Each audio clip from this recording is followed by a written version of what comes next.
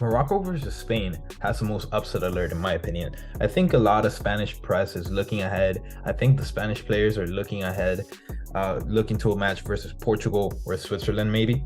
But I think they're taking Morocco as far less than what they actually have when you look at players like Ziyech, like and Nesri. And sorry if I'm butchering these names. I'm probably completely butchering this. I'm sorry.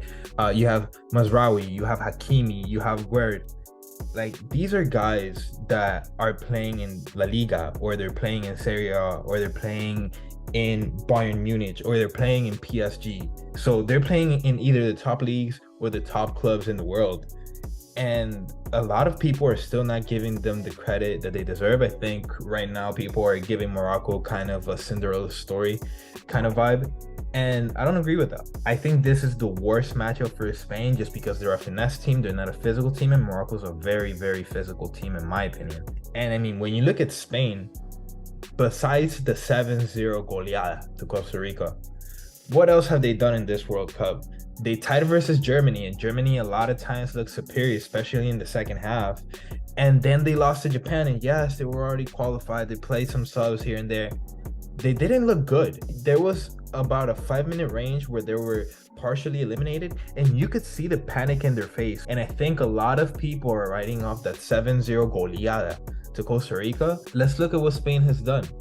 1 goal versus Germany, 1 goal versus Japan, and they could not finish, and they could not defend well against Japan. I think Japan was all over them, and in the end, even though Spain was putting some pressure, eventually they just waved the white flag because they didn't want to go out there and lose it. So then they just played it safe. I said it before the World Cup, and I'll say it again. The way Spain is built, they don't have that much firepower. Dani Olmo, Alvaro Morata.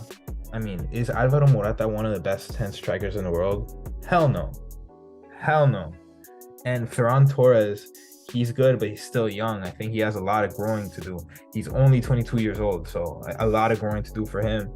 And then, yes, the midfield between Pedri and Gavi and Busquets is still really good.